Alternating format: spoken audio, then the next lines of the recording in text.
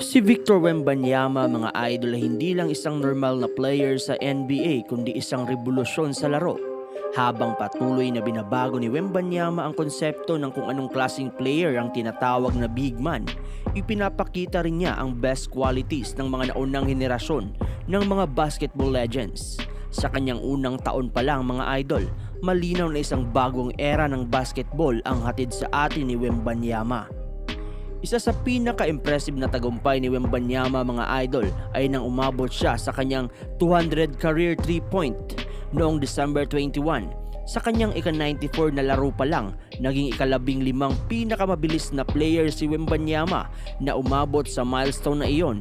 At ang nakakagulat pa, mga idol, mas mabilis pa siya kaysa sa NBA legends na sina Stephen Curry, James Harden at Ray Allen. These names are the top 3 in all-time 3-pointer in NBA history, pero naabutan ni Wemby ng mas mabilis.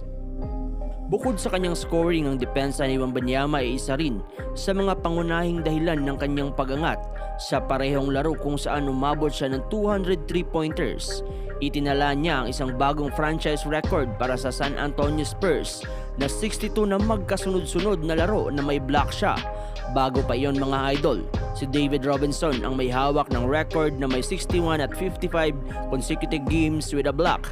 Now, Wembanyama has not just broken the record, he's redefined consistency in the shot blocking. Isa pa sa kahanga na performance ni Wembanyama, mga idol, ay nang magtala siya ng 30 points at 10 blocks sa isang laro noong December 21. Siya ang ika-6 na player sa NBA history na nakagawa ng ganitong achievement. Kasama niya sa listahan ay sina Kareem Abdul-Jabbar, Dwight Howard, Hakeem Olajuwon at David Robinson. Para sa isang 7'4" na rookie, to be the same company as the legends is not just impressive, mga idol.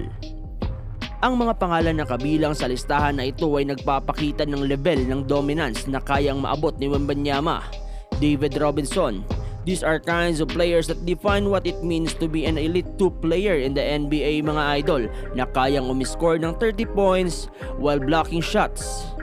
Bagamat masaya si Wembanyama sa mga personal niyang tagumpay, tiyak na ang ultimate goal niya ay ang magdala ng panalo sa San Antonio Spurs sa mga record na kanyang binasag at sa patuloy na pagpapakita ng kanyang versatility. Malapit niyang makamit ang layunin na iyon. Wembanyama has all the tools to lead the Spurs back to the championship contention, ika nga nila, mga idol.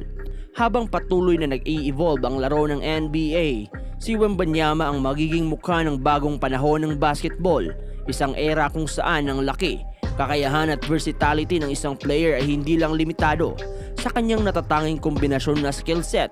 Hindi malayo na maging isa siya sa mga pinakadelikadong manlalaro sa kasaysayan ng NBA. Ano sa palagay ninyo, mga idol?